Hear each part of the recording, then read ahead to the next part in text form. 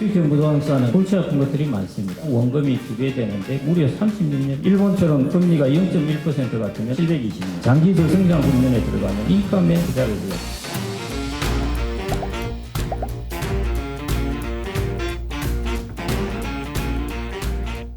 우리나라 사람들이 이전부터도 그랬지만은 노후 준비로서 내가 수익형 부동산을 통해서 월세를 좀 받아볼까 하는 사람들이 많이 있습니다.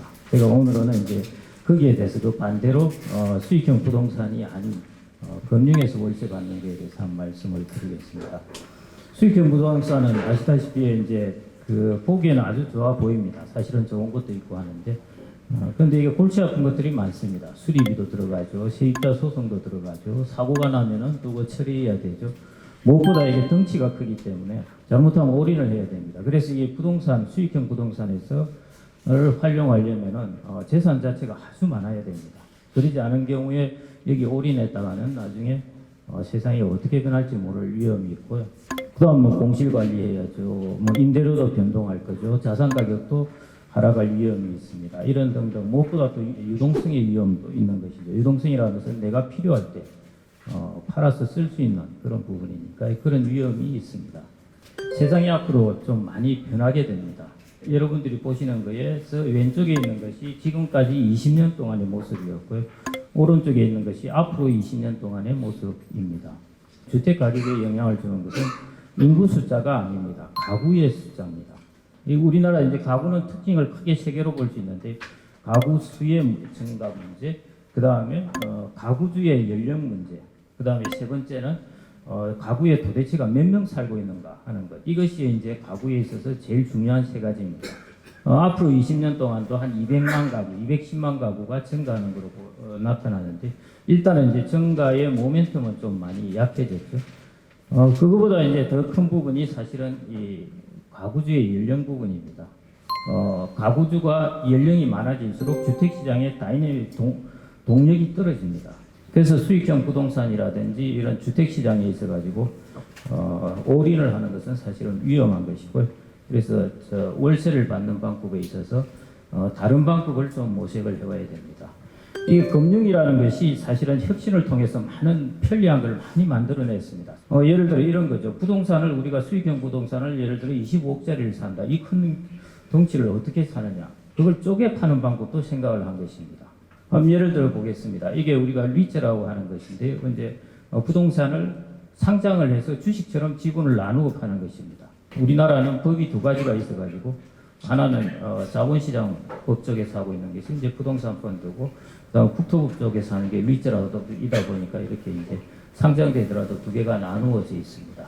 그래서 직접적으로 주식을 살 수도 있고 2차로 파생된 상품을 우리 투자자들은 살 수 있습니다. 그렇게 사게 되면은 소액으로도 투자를 할 수도 있고 매월 배당을 받을 수 있고 세금 면에서 절약이 되고 유동성이 아주 좋아지죠. 상장이 되니까 거기서 이제 거래를 할 수 있습니다. 그다음에 이런 잡다한 관리는 이제 관리 피를 주고 전문가가 해주니까 이제 그런 부분에 귀찮은 거나 위험은 줄어들게 됩니다. 혁신된 금융 상품을 이용해서 사실은 우리가 소액으로라도 금융에서 월세 받는 방법을 좀 추구해 보자는 것입니다. 그러려면은 세 단계가 필요한데 일단 제일 중요한 것은 이 첫 번째입니다.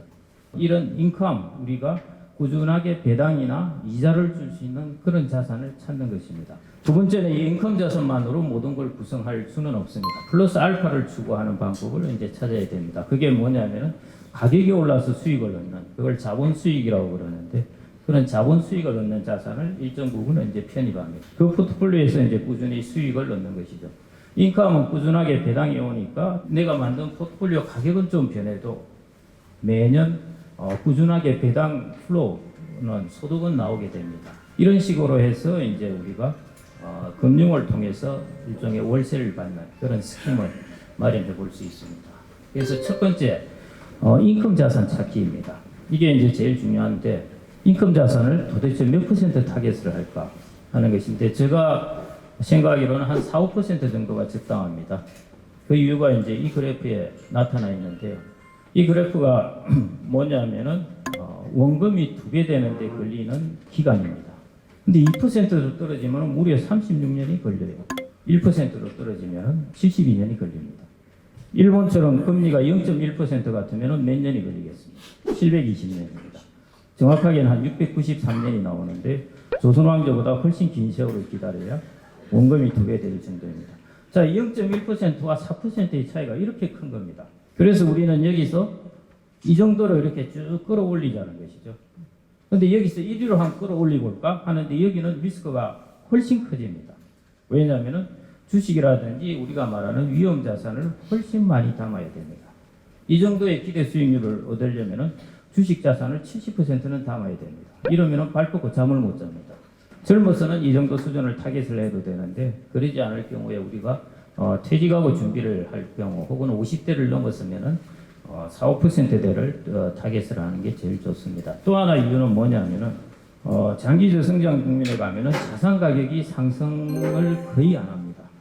일본의 주가 같은 경우는 거의 25년, 30년 동안을 박스권에 들어가 있었고 대만도 30년 동안 박스권에 들어가 있었습니다.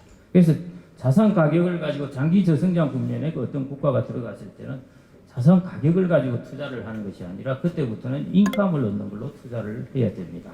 이게 일본의 아파트의 이제 그 임대료 같은 게 일본이 거의 금리가 0.1%, 1% 할 때도 임대료는 일본 같은 경우는 4.5에서 5.5 사이 정도로 왔다 갔다 합니다.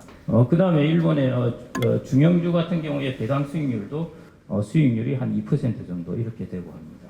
그래서 인감에 투자하는 것은 장기 저성장 국면에서 이런 위험을 훨씬 줄여주게 됩니다. 우리나라가 향후에 제가 판단키로는 거의 장기 저성장 국면에 들어갈 확률이 아주 높기 때문에요. 우리나라 국내 자산에 투자할 때는 인감을 노리는 것이 좋습니다. 절대적으로. 또 하나 인감의 장점은 여러분들이 돈을 빌려주실 때 예를 들어 1,000만 원을 빌려주시고 나서 매년 100만 원씩 이렇게 중간중간 받는 거하고 10년 후에 1,000만 원을 바로 받는 거하고 당연히 위험은 10년 후에 1,000만 원을 바로 받는 게 훨씬 위험하죠. 그 사이에 문제가 생기면 큰일 나니까 100만 원을 중간중간 이렇게 빼내서 받으면 위험도 적어집니다.